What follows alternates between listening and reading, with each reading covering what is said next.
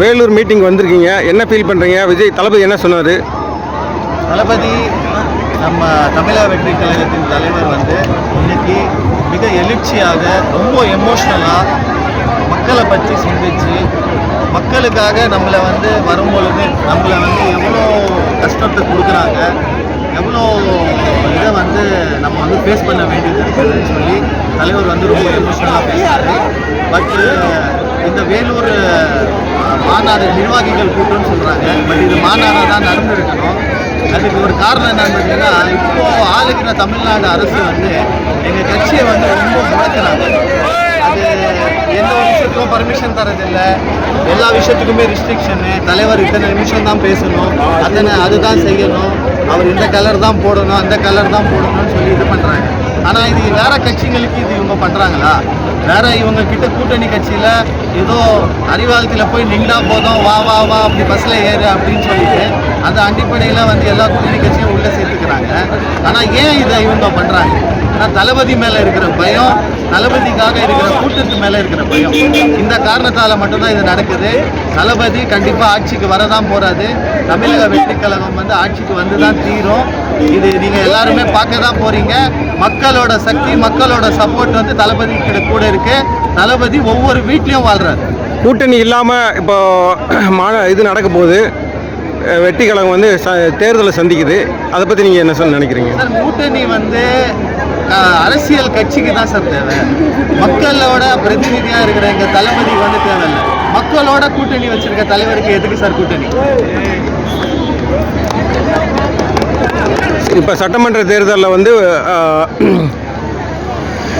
தலைவர் வந்து வந்திருக்கிறது முதலமைச்சராக தான். ஏன்னா சினிமா இண்டஸ்ட்ரியில் உச்சத்தில் இருந்து ஒரு 200 கோடி சம்பளம் பெற்று இன்றைக்கி வந்து என்னோடய வாழ்நாளில் நான் அவ்வளோலாம் சம்பாதிக்க முடியாது.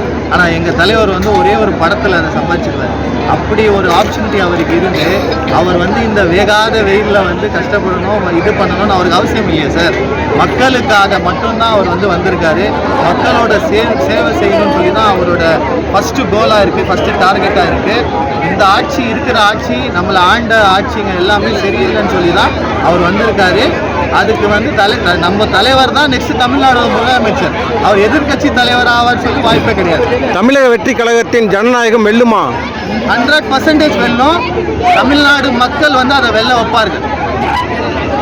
ஜனநாயகம் படத்தை பற்றி சொல்லுங்கள். இது வந்து நீங்கள் தலைவர்கிட்ட தான் கேட்கணும். சரி, நன்றி நன்றி நன்றி. வேலூர் மீட்டிங்க்கு வந்திருக்கீங்க, விஜய் பேச்சு கேட்டீங்க, என்ன ஃபீல் பண்ணுறீங்க நீங்கள்? என்ன ஃபீல் பண்ணுறோம்னா, எல்லோரும் வேலூர் மக்கள் எல்லாம் ஒற்றுமையாக இருந்து தமிழக வெற்றி கழகத்துக்கு எல்லாரோட ஓட்டும் செந்தாமல் செதறாமல் அவர் பேச்சுக்கு இணங்க ஒற்றுமையாக இருந்து நாங்கள் வந்து வெற்றி காண்றதுக்கு அவர் வழிவகுத்துட்டு போயிருக்காருங்க. அந்த வழிமுறையில் நாங்கள் பின்பற்றி அவருக்கு வாக்களிப்போம். கூட்டணி இல்லாமல் களம் காண்றீங்க. ஆமாங்க. எந்த அளவுக்கு வெற்றி பெறும்னு நினைக்கிறீங்க? 100% வெற்றி ஆகும்னு நினைக்கிறேன். ஏன்னா எல்லாருமே வந்து பார்த்திங்கன்னா பழைய கட்சிகள்லாம் ஒன்று சேர்ந்துருது. நம்ம கட்சி வந்து தனித்து நின்று போட்டியிட்டுதுங்க. அது வந்து இது வந்து ஜனநாயகன், இவர் வந்து ஜனநாயகன் சொல்லி இருக்குதுங்க. அவர் வந்து அவர் பக்கம் தான் ஜனங்க நிறைய இருக்கிறாங்க. மற்ற கட்சிங்க எப்படி என்னன்றது இல்லைங்க. இவருக்கு வந்து ஜனங்க நிறைய சப்போர்ட் இருக்குது. என்ன சொல்கிறதுங்க, இந்த மாதிரி லேடிஸ்க்கு வந்து வளர்ச்சி, பெண் பாதுகாப்புக்கு வளர்ச்சி திட்டங்கள், பெண் குழந்தைகள் பாதுகாப்பு, இதையெல்லாம் கருத்தில் கொண்டு அவர் இன்றைக்கி பேசிட்டு போயிருக்காருங்க. அதையெல்லாம் நாங்கள் அவர் சிஎம்மாக வந்து எங்களுக்கு செய்வாருங்க. அந்த நம்பிக்கையில் நாங்கள் இருக்கிறோம். அவருக்கு தான் நாங்கள் வாக்களிப்போம்.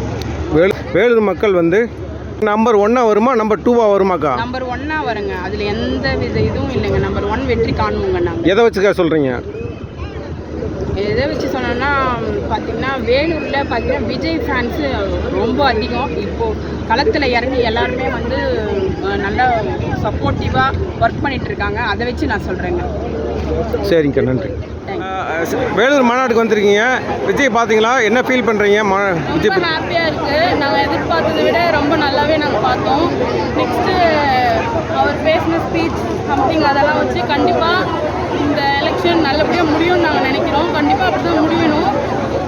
விஜய் ஆட்சிக்கு வந்தாருன்னா எல்லாமே நடக்கும். முக்கியமாக குழந்தைங்க எல்லாருக்குமே எல்லாருக்குமே நல்லது நடக்கும் நாங்கள் நம்புகிறோம். கண்டிப்பாக ரொம்ப ஹாப்பி. என்னென்ன மாற்றம் வரும்னு விரும்புகிறீங்க? என்ன மாற்றம்?